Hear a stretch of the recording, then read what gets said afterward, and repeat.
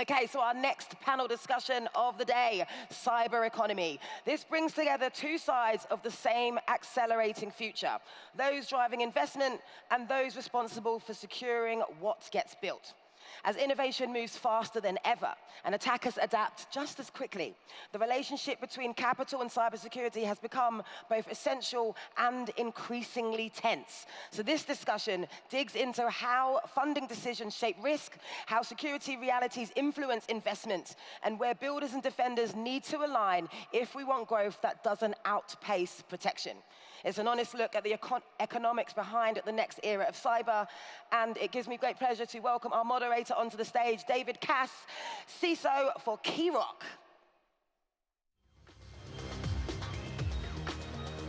Thank you. Thank you so much for having us. I'm going to call my distinguished colleagues on. So Dr. Chenxi Wang, if you could join us on stage.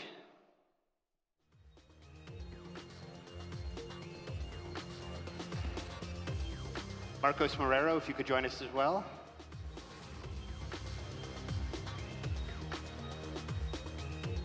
And Zettlemoyer, if you could join us.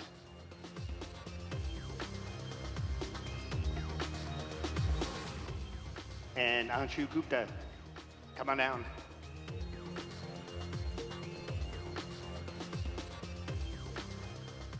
Thank you so much for having us. So we're going to have a brief discussion on the cyber economy, but before we start with today's topics, I'm going to allow my esteemed colleagues to introduce themselves very quickly. So Dr. Chenxi Wang, if you could introduce yourself, and we'll continue down the line. Nice to be here. My name is Chenxi. I'm the founder and general partner of Rain Capital. We're an early-stage investment firm in cybersecurity and AI. Marrero, Chief Information Security Officer for H.I.G Capital, and we are a private equity firm with global presence based in the U.S. Zettlemoyer, or AMZ. I'm a fellow at the National Security Institute and CISO in residence at QPoint. Anshu Gupta, investor with Silicon Valley CISO Investments and a former CISO. Thank you. So we're going to have a discussion about those that are involved in actually funding the cyber future and those that are actively involved in securing it. So we'll start out. So Marcos and Chenxi, this first question is for you. So cyber security is attracting record funding, as we see. So which areas of the market are currently overcapitalized, and which areas do you feel are underserved? So Chenxi, do you want to start off, and then Marcos? Overcapitalized in cybersecurity. I think AI security is overcapitalized. There are, I don't know, probably 40, 50 companies in this area. Even though it's a very much needed functionality, there's too many narrow sliced startups. So I think there's probably more investment in AI security than their budget to buy. So that's my view. Completely agree. I think AI is extremely overcapitalized. Lots of very niche and specifically focused startups in that field. So I think it's ripe for consolidation, and we're forgetting the basics and really funding and looking at innovative startups that are trying to take care of the problems that we are constantly battling and dealing with. Thank you. And Anne-Marie and Anshu, this next one's for you. So how do the current macroeconomic pressures, interest rates, budgets consistently tightening, shifting valuations, change the way that you see cyber leaders prioritizing? Yeah, so when capital markets constrict, it doesn't stop spending in security, but it sharpens it. And so you stop going from funding certain categories of things to really funding efforts that are going to give you operational impact. You're funding outcomes at this point. And so for me, I'm looking at things that reduce operational risk, that are materially reducing workflow times and overhead for my analysts. And this is where alignment with the CFOs really make a difference in these types of markets, or any market really. You should be best friends with your CFO. But I want to be really explicit with the CFO office about what the tool or the investment is going to gain in specific outcomes. And then I also want to be really honest about where money is being wasted at this time. Are there duplicative tools? Are there shelfware?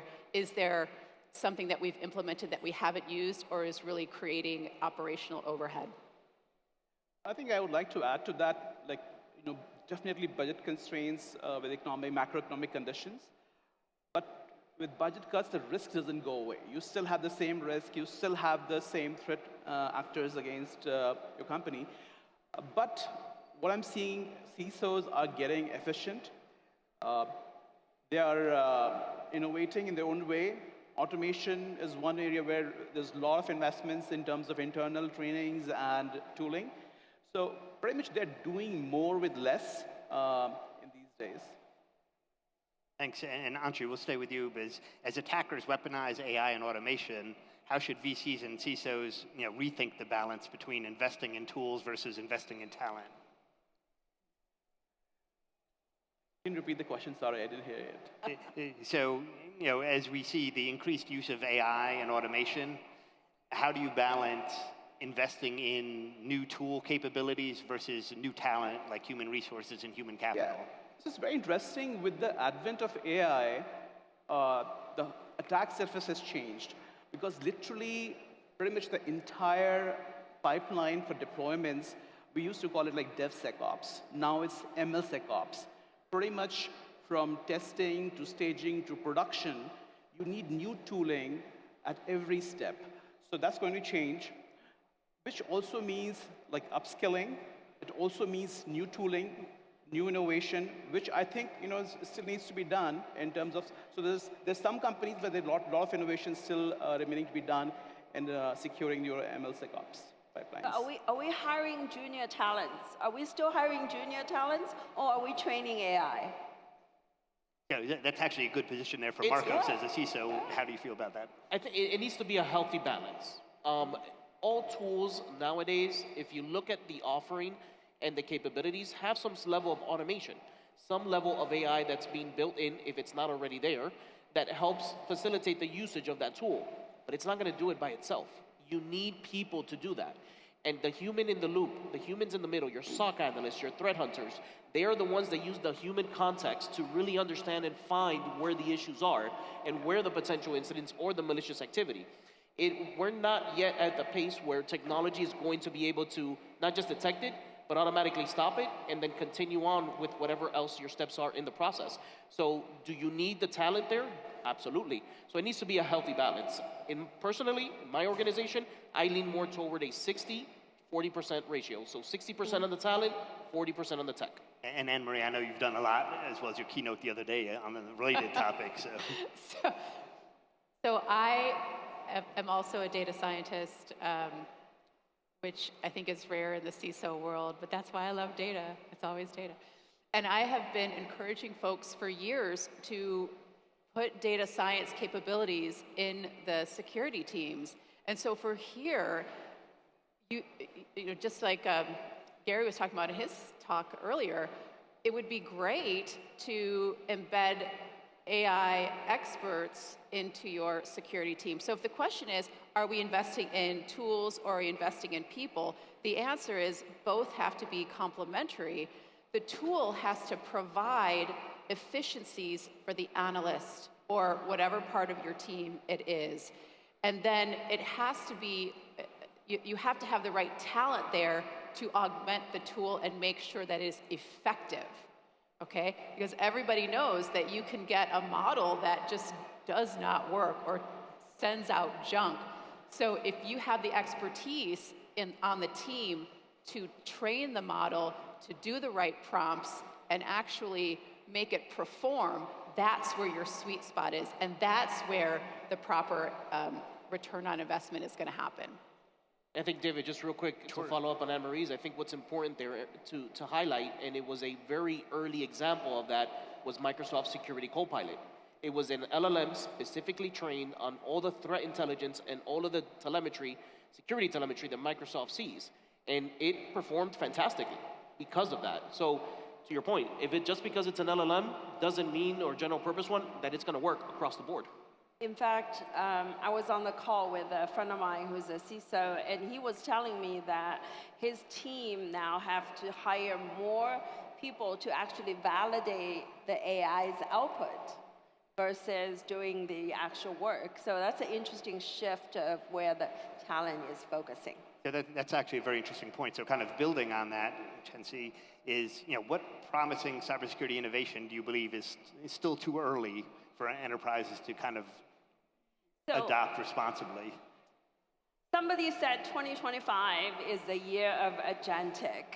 Now, there are a lot of agents being used in different IT and also business areas. In security, I believe there's a lot of potential for agents to make a difference, but it's still pretty early because when agents are fully autonomous, and which is where they deliver the most benefits, when they're fully autonomous, we have to have trust in the outcome. And I think today that is still too early. And then, Marco says CISO, where you always get asked for the use of the shiny new toys. What are you seeing as, too early for enterprise-wide adoption? Agentic AI, it's still not there. It needs a lot more maturing with its capabilities, and I think for the foreseeable future, it's going to require a human in the loop, and a human to at least be watching what the agentic AI is actually doing. So will it help the team with the basic tasks and functions? Yes, it will. But it's not something you could just turn on. It becomes another employee on your team, and you just let it go and let it do what it wants. We're not there yet. I think I would love to add to that, like 2 areas which I feel haven't been looked as much as some of other areas in terms of security. One, I would what we'll call hardware bill of materials. So a lot of work has gone into software bill of materials, and there's standardization. But if you look at making sure your entire supply chain for hardware from the chip level, from end to end, there's no standardization as of yet. And I think the problem there is the reporting hasn't been standardized. So if you look at the chip companies, they're still able to standardize in terms of reporting that what does my supply chain look like.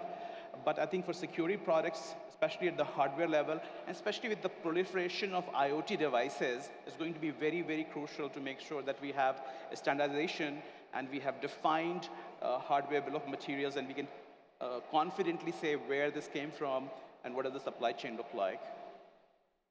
So essentially, kind of building on your point, where additionally, other than agentic, are you seeing innovation happening faster than the security teams can adopt with it? So Anshu, if you want to start off with that. I would say definitely AI again.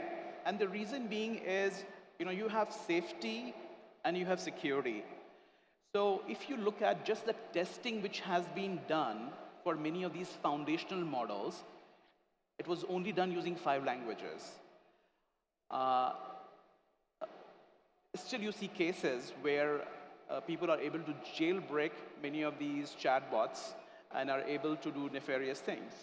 So purely from a safety perspective, localization, and second piece, what I would call it sovereign AI, which is AI has to serve national interest. It should honor the cultural nuances of a particular geography. So I think that's going to be very interesting that, how these foundational models are being developed primarily, US and China right now. But I would love to see more innovation happening there and companies adopting and building tools around it. And then Anne-Marie, do you see any, as a research fellow, where do you see innovation kind of stalling in the cybersecurity field? Where do I see innovation stalling? Listen,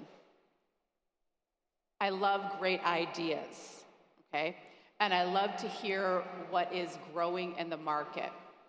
What I don't love is when a solution comes to me without being tested in the realities of an actual enterprise or mid-market or any type of company that has been around for longer than 10 minutes.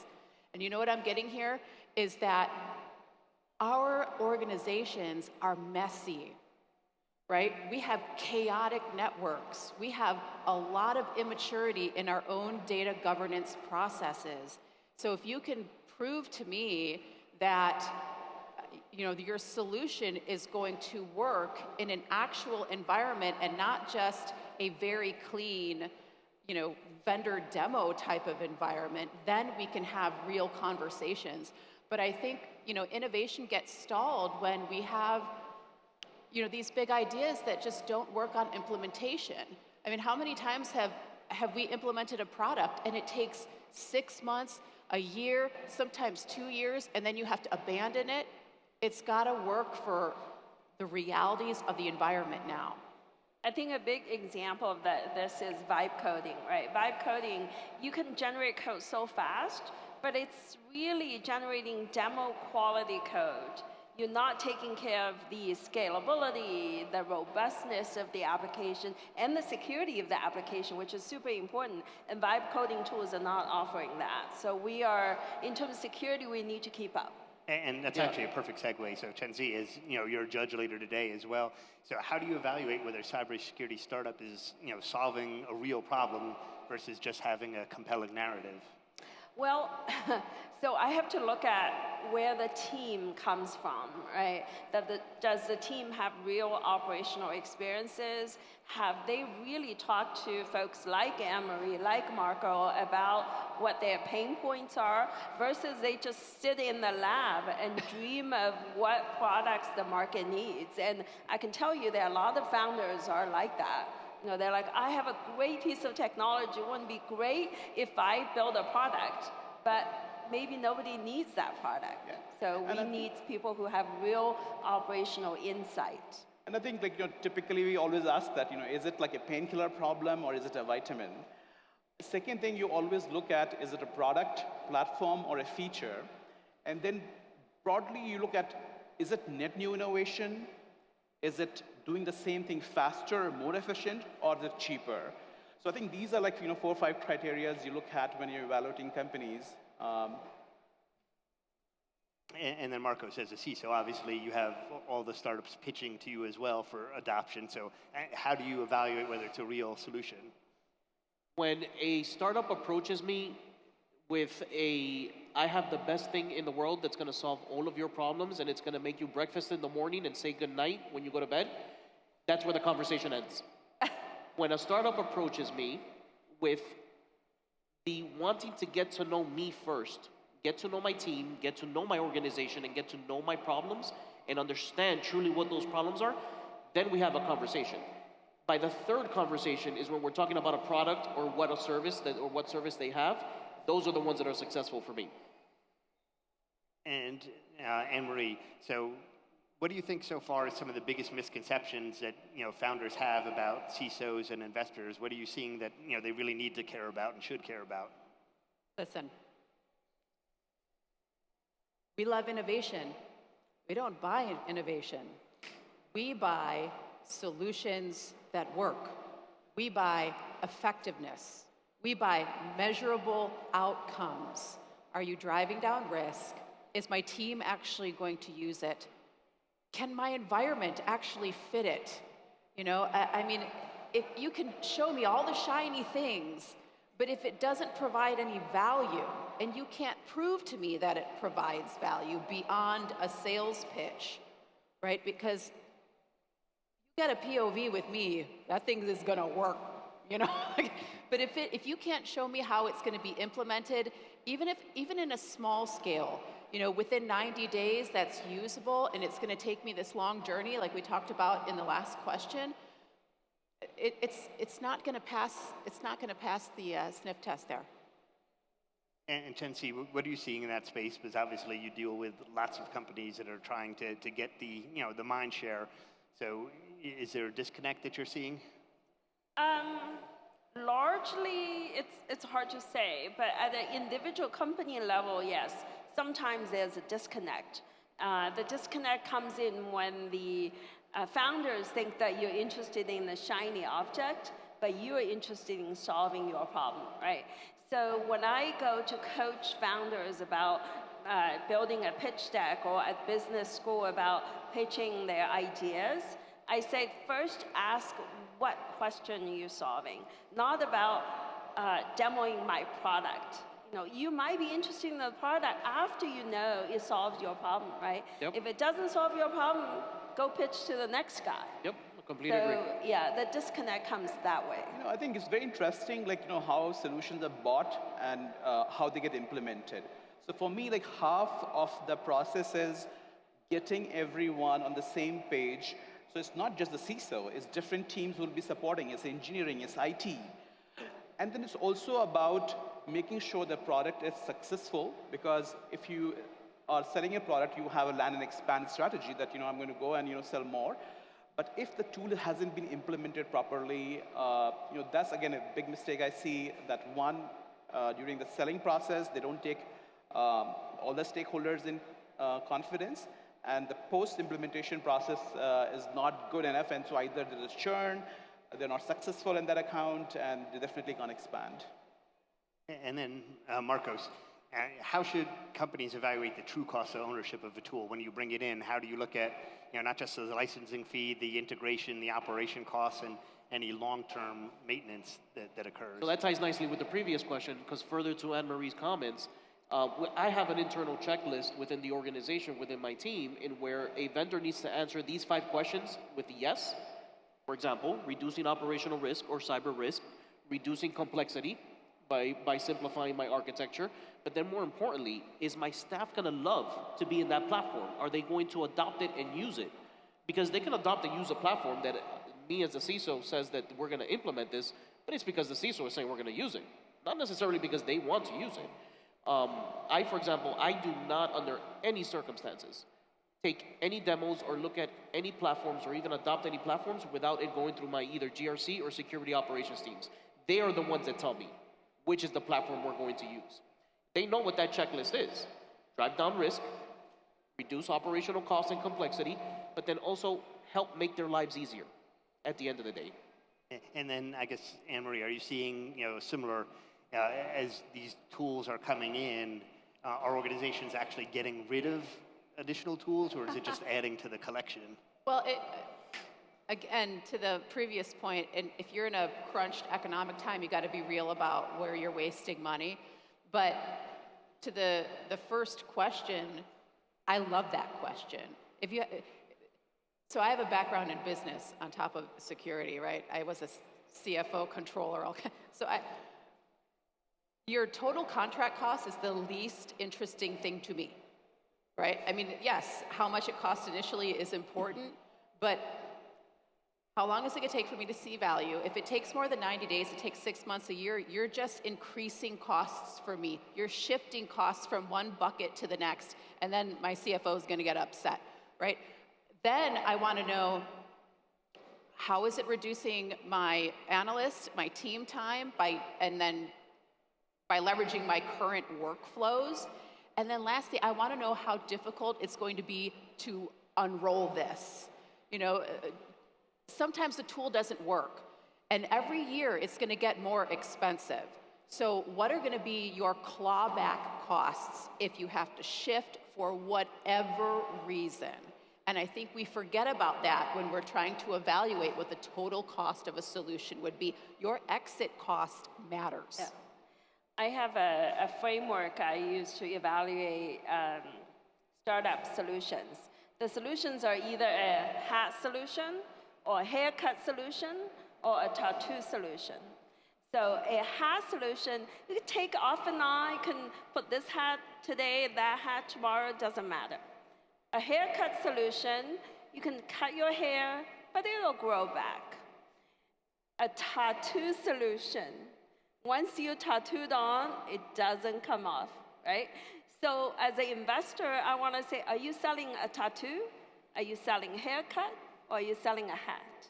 If you're selling a hat, you're not that sticky, right? So Yeah. I have to, do I really want to invest in the hat that can be changed tomorrow? I don't know. Haircut is okay. Now, tattoo solution is a double-edged sword, obviously. Yeah. If they come in, then you're hooked. You're Yeah. sticky, that's great. Yeah. But it's going to take a pain for you to change. Now, it's good for me, may not be as good for you, but for an investor, tattoo solution is the one to go. So building on that, then where are you seeing, in addition to the tattoo solution, where are you seeing, the best return on security investment? And then over to you, Marcos, afterwards. What do you mean the best? So is it reducing operational risk for the organization, or is it reducing, is it enhancing the financial? Right now, justifying probably return on investment is one of the most difficult things to do as we purchase new tools. I have a sneaky suspicion. I don't think any CISO buy things for security purposes. I think you guys buy solutions because compliance, or buy a solution because it really reduces the toil for you. Is that true or is that not true? In my case, it's not true, but you are right. Yes, that does happen in a lot of other organizations, Largely. especially over ones that are in heavily regulated industries. Right. It's the compliance, check the box. I have to buy this because this regulation says I need to have this, Right. or I need to do this. In our particular case, and I am fortunate, humbled, and blessed, and very much privileged to be in a position where it's about driving down cyber risk. That really is the main focus for us. And we will buy a tool if it does drive down cyber risk, not just because I have to check a box. Good for you. Good Yeah. for you. Yeah. I asked my founders all have a compliance hook while they reduce cybersecurity risks. And I think defining ROI for security tools is very interesting because what value do you put to your brand? What does the replacement cost of an asset look like? If your business is down for X days, how much you're going to lose? What does replacement cost look like? So it's very hard to calculate ROI, and even things like annual loss expectancy, where you at least plan for that. This will happen. We'll have downtime due to a cyber attack or a denial of service attack, and you look at different things, even like notification. I think we did an exercise where in a breach, if you do customer notification, there's an actual cost to sending all these notifications. You sign up people for credit rating, monitoring, and so on. So literally, when you sell to the business that I'm getting a tool for XYZ ROI, you have to quantify all these factors as well. Thanks. And Marcos, we'll start off with you for the next question. So, what role do you think a CISO should play in the actual investment process for these startups? Should it be as an early adopter, doing POCs? Should it be as an advisor? Or, should you participate as potentially even an angel investor? So I think it's a little bit of each one that you mentioned. In my particular case, from a PE aspect, I was fortunate enough early on when I started with H.I.G Capital to also participate in the investment process, in the due diligence process, where we were looking not just at organizations, but also tech and cyber organizations or companies that we were looking to purchase. Our investment professionals are not technology experts. They are not security experts. They are finance experts. They need someone that can translate what cyber risk is within that potential acquisition or that startup when they're looking at it from an acquisition point of view. And Chenxi, what are you seeing as like the effective combination of this? So I am a technologist and as an investor. However, I'm not a practitioner, at least not in my current role. So I always need practitioners like you guys to give me that insight, that guidance, that this is something that is not only relevant, but it's compelling for you today, right? And again, is it tattoo problem for you? Yeah. And I think it's a very interesting question because one, startups by nature, the product is still maturing. It's not out, completely done. And it depends you're a CISO of a smallest company, mid-sized company, what does your compliance posture requirements look like? But especially if you're a large company in a highly regulated industry like financial services, that's where it gets very interesting that you can't deploy them, in the whole organization without them maturing. And that's where I do feel the CISOs have actually done, which is creating these innovation centers where they can still try these startups and actually help them mature. And then, they can, when they're mature enough to be deployed enterprise-wide. So I think everyone has a part to play. If you are a CISO at a research startup, your risk tolerance is pretty high. You can take a solution and help them mature. But when you're larger, you have to have these innovation centers where you work with them to mature them and then deploy them. So I want to add something here for the vendors in the room. I work with a lot of startups. I work with a lot of VCs, some of the very best in the world, and PE firms. It's not just the CISO that you need to talk to. Talk to my operators. Talk to a couple levels down, because I've been in the biggest enterprises in the world, and I've been in very small companies too.